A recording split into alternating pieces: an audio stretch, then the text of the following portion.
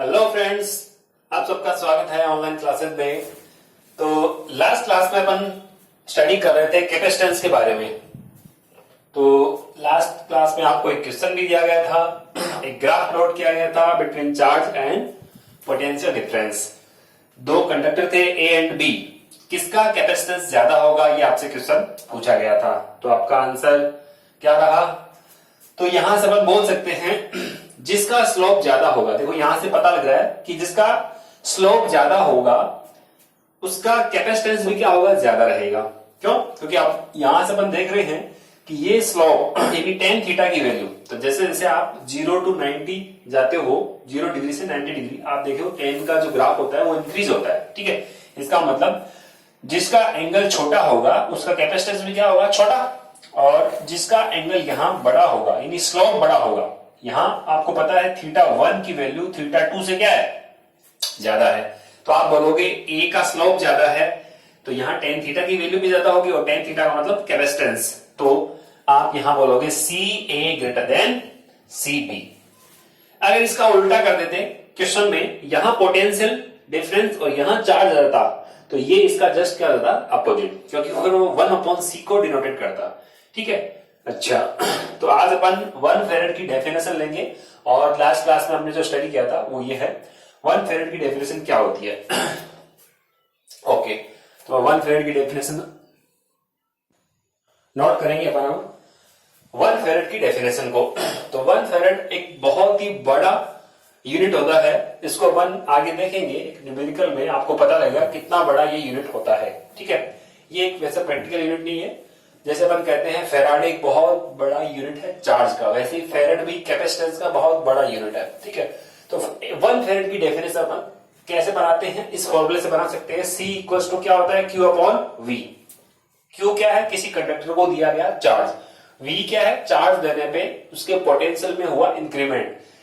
तो C की value 1 कब हो जाएगी कि if 1 coulomb charge is given to a conductor and it's potential increases with 1 volt, then capacitance of conductor is said to be 1 farad। तो ये मैंने यहां पे नोट कर दिया, आप इसको नोट कर सकते हो कि 1 coulomb charge given to a conductor and its potential increases with 1 volt, then capacitance of conductor is said to be 1 farad। ठीक है, अब जनरली अपन स्मॉल यूनिटी यूज करेंगे, जैसे अपन कहते हैं फेरेड तो होता है, लेकिन अपन माइक्रो फेरेड, पिको फेरेड इसको यूज करेंगे। तो ये भी आप ध्यान में रखना कि इसका मीन क्या है। ये एमएफ है, ये माइक्रो फेरेड यानी ये मिली फेरेड है, और ये माइक्रो फेरेड है, और ये वाला पिको फेरेड है।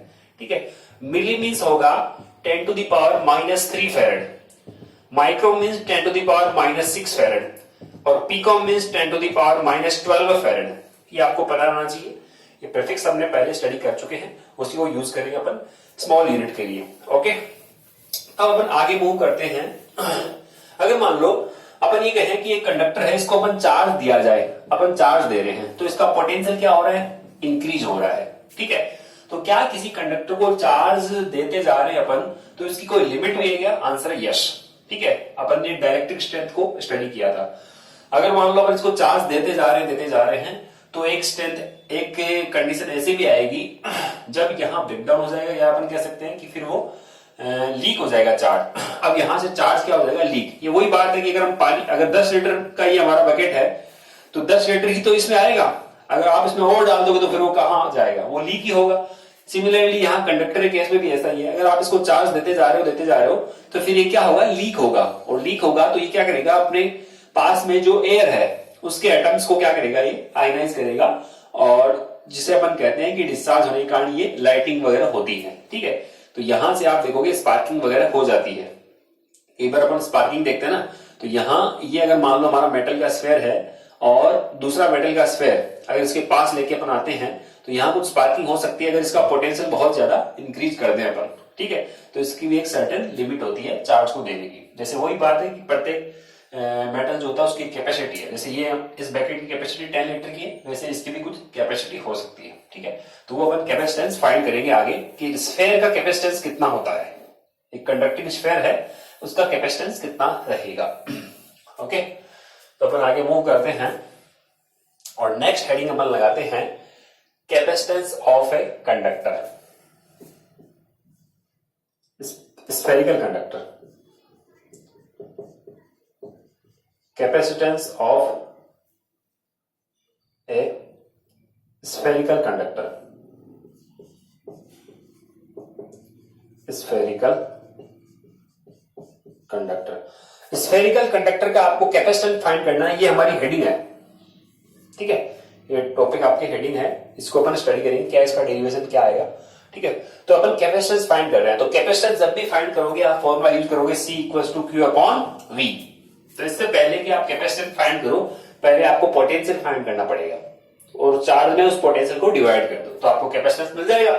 यस, तो अपन मान लेते हैं कि यहाँ पे कोई कंडक्टिंग स्फेयर है, ठीक है, वो सॉलिड और होलो कुछ भी हो सकता है। अपन को पता है चार्ज हमेशा कहां रहता है, इसके सरफेस पे ही रहेगा। तो मान लेते हैं अपन यहाँ पे एक कंडक्टिंग स्फेयर है जिसका रेडियस अपन मान लेते हैं कितना है, कैपिटल R, ठीक है। चार्ज इसको कितना दिया गया है, Q। तो अपन यहां से बोल सकते हैं कि let us consider Q charge is given to a spherical conductor of radius capital R। अब इसके बाद में अपन फाइंड करेंगे इसकी कैपेसिटेंस, पर यहां अपन थोड़ा सा लिख देते हैं। तो यहां मैं लिखता हूं late us consider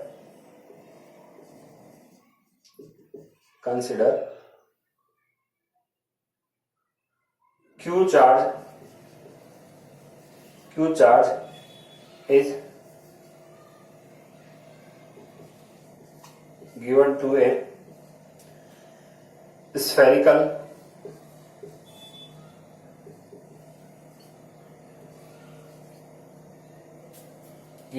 conducting spherical, ऐसे करो, conducting sphere given to a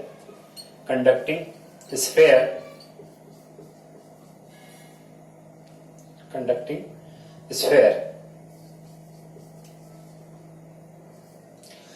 Q charge given to है, या यो कह सकते हैं कि Q चार्ज वो इसके ऊपर क्या है, यूनिफॉर्मली डिस्ट्रीब्यूटेड है। Q charge is uniformly distributed, Q charge is uniformly, क्योंकि अपन को पता है कि अगर चार्ज देंगे तो यूनिफॉर्मली डिस्ट्रीब्यूट है। ये तो यूनिफॉर्मली डिस्ट्रीब्यूटेड, ये आएगा नहीं यहाँ पे। Late us consider Q charge is uniformly distributed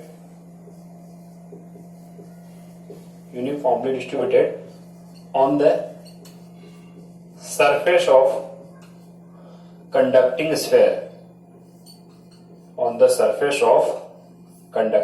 sphere, तो ये थोड़ी सी लैंग्वेज की जरूरत रहती है जो अपन बता सकते हैं यहां से। अच्छा, इसकी रेडियस कितनी है, तो आप यहां लिख दो ऑफ रेडियस कैपिटल R। फिर से बोल रहा हूं मैं, late us consider Q charge is uniformly distributed on the surface of conducting sphere of radius capital R। तो कैपिटल R रेडियस का एक कंडक्टिंग स्फेयर है जिसपे Q चार्ज है वो यूनिफॉर्मली डिस्ट्रीब्यूटेड है, ठीक है। अगर इसके पास Q चार्ज है तो इसका कुछ पोटेंशियल भी इंक्रीज हुआ होगा चार्ज देने में, ठीक है, और पोटेंशियल सपोज अपन मान लेते हैं कितना है, V है। अब अपन यहां से पहले इसका पोटेंशियल बोलते हैं, कितना पोटेंशियल है इसकी सरफेस पे, तो यहां अपन बोलेंगे इलेक्ट्रिक पोटेंशियल। अपन को पहले से पता है कि अगर कोई कंडक्टिंग स्फेयर है तो उसकी सरफेस पे कितना पोटेंशियल होता है, तो electric potential on the surface of sphere. ये कंडक्टिंग स्फेयर है तो आप यहां से लिख सकते हो ये कंडक्टिंग स्फेयर है, वैसे तो कंडक्टिंग स्फेयर बताइए कितना है, बता सकते हो आप, V equals to K Q upon R। ये हमने स्टडी कर रखा, पहले रेडियस कैपिटल R है तो सरफेस पे हमने पूछा है, अंदर भी कितना होगा, इतना ही रहेगा जितना सरफेस पे है। तो K Q upon capital R हमको पहले से पता है, इसको इक्वेशन नंबर अपन 1 बना सकते हैं। By the definition of capacitance क्या होता है, we know that capacitance, definition से आप बता सकते हो कैपेसिटेंस क्या होती है भाई, कैपेसिटेंस C इक्वल्स टू होता है Q अपॉन V। तो फ्रॉम इक्वेशन 1 से आप इसकी वैल्यू पुट कर दो, फ्रॉम इक्वेशन 1 बताइए C Q upon V, V की वैल्यू कितनी है, K Q, और ये आपका R है वो ऊपर रहेगा तो ये R ऊपर होगा, Q से Q क्या हो गया, कैंसिल। तो ये आपका फॉर्मूला बन गया कि C equals to R upon K, और K क्या है, यहां पे एक कांस्टेंट है जिसकी वैल्यू अपन को पता है वैक्यूम के लिए होती है 9 × 10⁻⁻⁴, +9, ठीक है। और k को अगर हम लिखें तो 1/4 पाई एप्सिलॉन नॉट भी लिखते हैं। k इक्वल्स टू क्या होता है 1/4 पाई एप्सिलॉन नॉट। तो 1/4 पाई एप्सिलॉन नॉट यहां अगर लिखोगे 1/, तो 4 पाई एप्सिलॉन नॉट कहां रहेगा आपका ऊपर, तो 4 पाई एप्सिलॉन नॉट और 1 नीचे, कोई फायदा नहीं, तो आप इसको ऐसे भी लिख सकते हो। तो ये एक स्फेरिकल कंडक्टर का कैपेसिटेंस का फॉर्मूला हो गया, कि आपको ध्यान में रखना है, ये एग्जाम में पूछ सकता है, ये ध्यान करना। कैपेसिटेंस ऑफ स्फेरिकल कंडक्टर है ये। आगे एक डेरिवेशन आएगा कैपेसिटेंस ऑफ ए स्फेरिकल, जिस कैपेसिटर बोलेंगे वहां पे, कंडक्टर की बजाय हम बोलेंगे कैपेसिटर। स्फेरिकल कैपेसिटर का कितना आता है कैपेसिटेंस, तो ये हेडिंग अलग है, वो हेडिंग इसी टॉपिक में, इसी चैप्टर में आपके अलग आएगी, ठीक है। तो यहां से आप देखना कि इसका कैपेसिटेंस कितना आता है 4 pi epsilon naught capital R. अगर मान लो यहां पे अपन कोई मीडियम कंसीडर करते, सपोज इस पूरे के पूरे कंडक्टर को किसी मीडियम में प्लेस कर दें, तो फिर कैपेसिटेंस क्या हो जाएगा, तो वहां पर ये तो है एप्सिलॉन नॉट क्या है, वैक्यूम की परमिटिविटी है, ठीक है। और अगर मान लो इसको किसी मीडियम में प्लेस कर दिया गया, मान लो पानी में हमने इस कैपेसिटर को डाल दिया, ठीक है, तो कैपेसिटेंस कितना टाइम्स हो जाएगा, तो एप्सिलॉन की बजाय यहां पर एप्सिलॉन नॉट की बजाय अपन एप्सिलॉन यूज करेंगे, और एप्सिलॉन होगा मीडियम की परमिटिविटी ऑफ मीडियम, ठीक है। तो यहां ये फॉर्मूला ध्यान से इसको याद कर लेना, और इसको नोट भी करेंगे अपन। अब यहां से साफ साफ पता लग रहा है कैपेसिटेंस जो होता है वो किस पे डिपेंड कर रहा है, आर पे डिपेंड कर रहा है, यानी रेडियस पे डिपेंड कर रहा है। तो अगर मैं रेडियस को डबल कर दूं तो कैपेसिटेंस भी क्या हो जाएगा, डबल हो जाएगा। तो ये हमने पहले स्टडी कर रखा था, कैपेसिटेंस होता है वो ज्योमेट्री पे डिपेंड करता है। तो अगर इसकी आप डबल कर दोगे रेडियस को, तो चार्ज है वो डबल, अपन ये कह देंगे कि यहाँ पे कैपेसिटेंस में क्या हो जाएगा, डबल हो जाएगा, चार्ज और ज्यादा इसमें आप डाल सकते हो। वही बात है, यहाँ पे 10 लीटर पानी वाला बकेट है, तो अगर इसको साइज को डबल कर दोगे इसमें 20 लीटर आ जाएगा पानी, ठीक है। तो ये कैपेसिटेंस का फॉर्मूला हमने डिराइव किया है। ओके, यहां से अपन मीडियम का इफेक्ट और बता दें कि मीडियम का क्या इफेक्ट रहेगा, ठीक है। तो मैं यहां से कुछ स्टार लगा के अपन इसको लिखेंगे कि इफ कंडक्टर is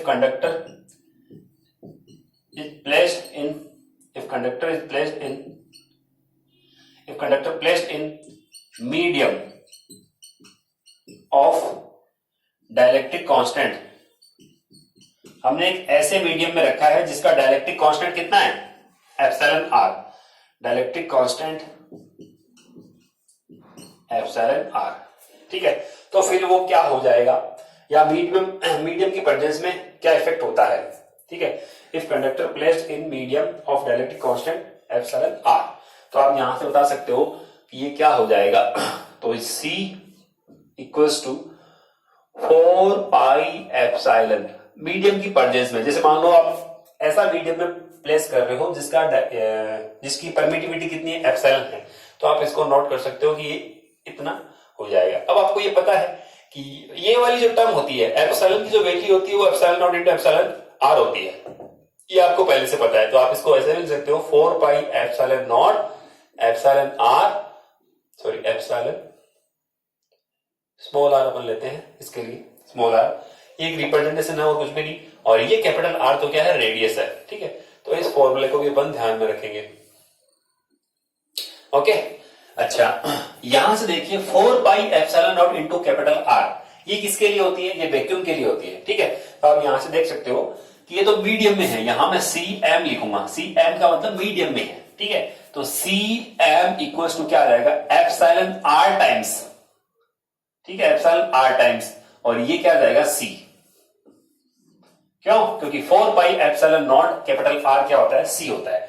तो ये वैक्यूम के रेस्पेक्ट में कैपेसिटेंस है वो क्या हो जाएगा, इंक्रीज हो जाएगा, और कितने times, epsilon R times increase हो जाएगा। मान लो कि हमने वाटर में डाल दिया, ठीक है, और वाटर का जो डायलेक्ट्रिक कांस्टेंट होता है वो होता है 80, तो ये कैपेसिटेंस कितना टाइम्स इंक्रीज हो जाएगा, 80 टाइम्स इंक्रीज हो जाएगा, चार्ज और ज्यादा स्टोर कर सकते हैं अपन, ठीक है। रबर में रख दिया तो 7 टाइम्स, 7 होता है उसका डायलेक्ट्रिक कांस्टेंट, तो वो डिफरेंट डायलेक्ट्रिक कांस्टेंट पे डिपेंड करता है। तो इस पॉइंट को आप ध्यान में रखोगे। ओके, अच्छा इसके बाद में अपन डिपेंडेंस के बाद बात करते हैं कि अगर मान लो यहां से एक क्वेश्चन दे दिया जाए आपको कि मान लीजिए अर्थ का अपन पोटेंशियल कितना मानते हैं, अर्थ का पोटेंशियल मानते हैं 0, ठीक है। We assume potential of earth V equals to कितना मानते हैं 0। देन कैपेसिटेंस कितना आएगा बताइए आप इस फॉर्मूले से। कैपेसिटेंस का फॉर्मूला है ना C equals to Q upon V। तो कैपेसिटेंस आ जाएगा, capacitance C equals to Q upon V यानी Q अपॉन 0। तो किसी भी नंबर में अगर आप 0 को डिवाइड करोगे या 0 से डिवाइड करोगे तो फिर वो क्या आता है इन्फिनिटी। इसका मीन हो गया कि अर्थ का जो कैपेसिटेंस होता है वो कितना होता है इनफाइनाइट।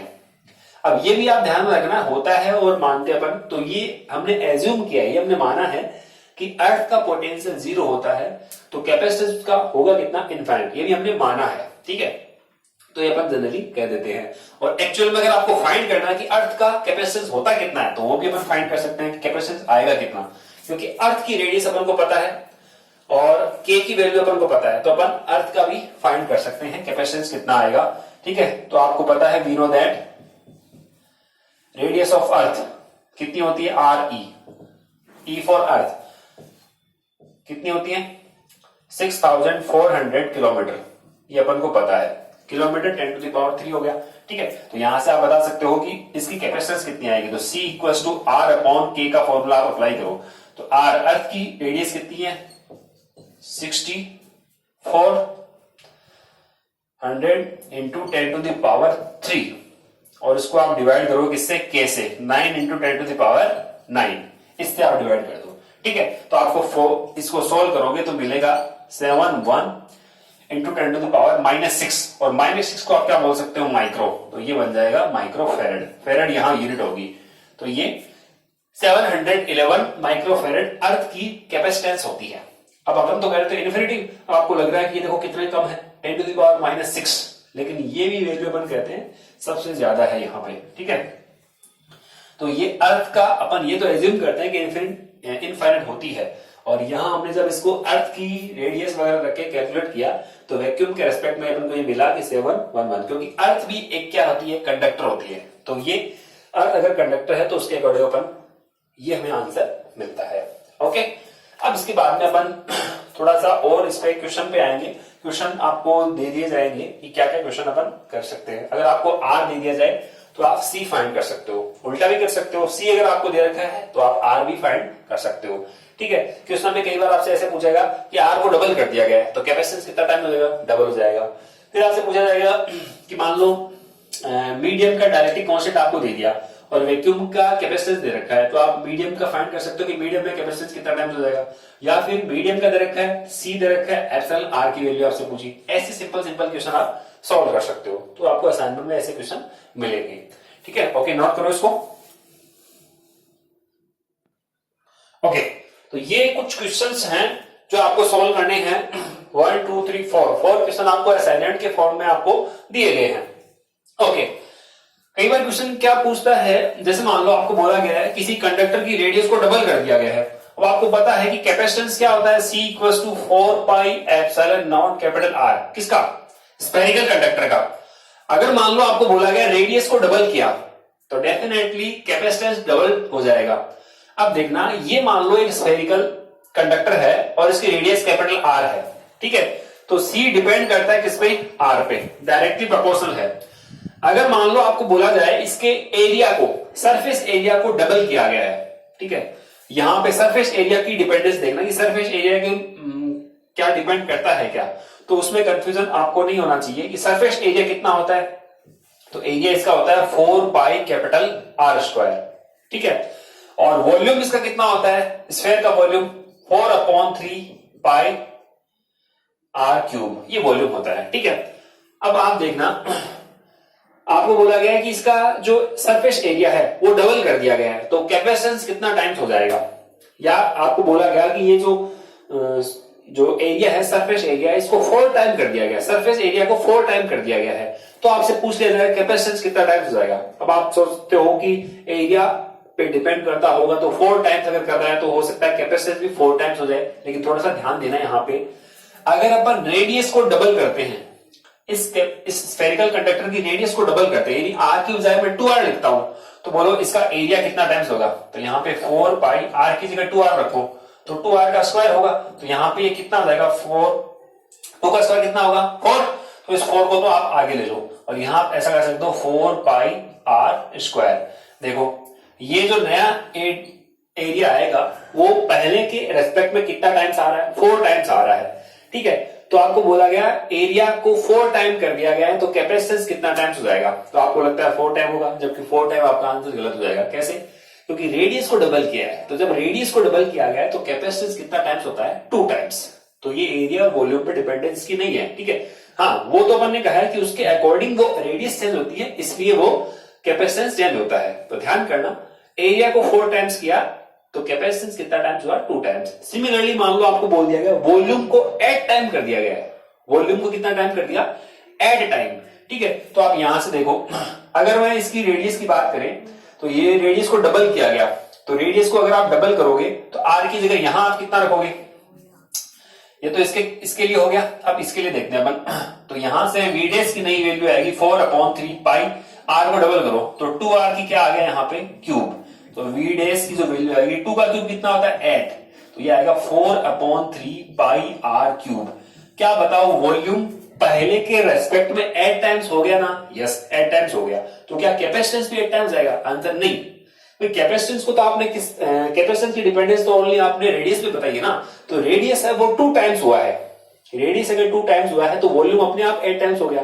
तो यहां भी आप बोलोगे कि कैपेसिटेंस 2 टाइम हुआ है, यहां भी आप बोलो कैपेसिटेंस क्या हुआ है? 2 टाइम्स। तो इन दोनों पे डिपेंडेंस मत देखो, आप तो देखो कि इसकी रेडियस के साथ कैसा फैक्टर आता है, उस पर डिपेंडेंस देखना पड़ेगा आपको। ठीक है, तो ये थोड़ा सा आप इसको ध्यान में रखोगे कि कैपेसिटेंस है वो आर के डायरेक्टली प्रोपोर्शन होता है।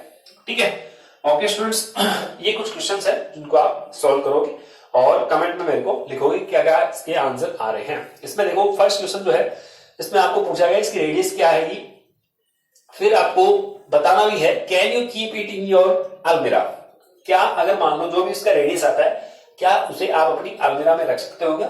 ठीक है, फिर सेकंड क्वेश्चन है इसमें आपको कैपेसिटेंस वगैरह दे रखे हैं, फिर आपको डायरेक्टिक कांस्टेंट के बारे में पूछ रहा है, थर्ड आपको रेशो दे रखा है और कैपेसिटेंस का रेशो आपसे पूछा है, चार्ज पोटेंशियल का रेशो दिया है, चार्ज का फिर आपको पूछा गया कैपेसिटेंस का रेशो क्या आएगा, फिर कैपेसिटेंस दे रखा है, फिर आपको फाइंड करना है रेडियस। तो ये 4 क्वेश्चन मेरे ख्याल से आप आसानी से करके और असाइनमेंट में सबमिट करवा सकते हो। तो ओके स्टूडेंट्स, थैंक यू।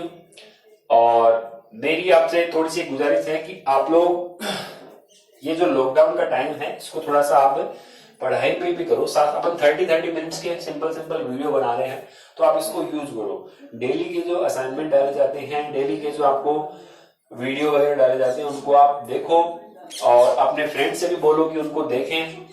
और ये आपका टाइम जो है वो इम्पोर्टेंट है। इसके बाद में अगर आप देखोगे तो हमें बहुत कम दूर है। अगर हम देखें जुलाई या अगस्त तक भी कब तक स्कूल खुलती है तब तक अपन देखेंगे तो हमारे 2 से 3 चैप्टर है वो हो चुके होंगे। तो उन स्टूडेंट्स को बहुत नुकसान हो जाएगा जो वीडियो को नहीं देख रहे, नहीं उन चीजों को समझ रहे हैं, तो फिर वो पीछे रह जाएंगे। तो मेरा आपसे यही निवेदन है और यही आपसे रिक्वेस्ट है कि आप वीडियो को जरूर देखें, उनको समझे चीजों को, और उनमें अगर कुछ चीज समझ में नहीं आ रही है तो उन क्वेश्चंस को शेयर करें। ठीक है, आप ग्रुप में शेयर करें या फिर आप मेरे से व्हाट्सएप पे मैसेज वगैरह करके कोई भी क्वेश्चन वगैरह आपसे पूछ सकते हो और आपस में भी डिस्कस कर सकते हो, या आपकी कोई रिक्वायरमेंट हो कि सर ये चीज आप दोबारा से बताओ या फिर और कोई तरीका आपको अच्छा लगे तो आप जरूर कमेंट में शेयर किया करो। Okay student, thank you.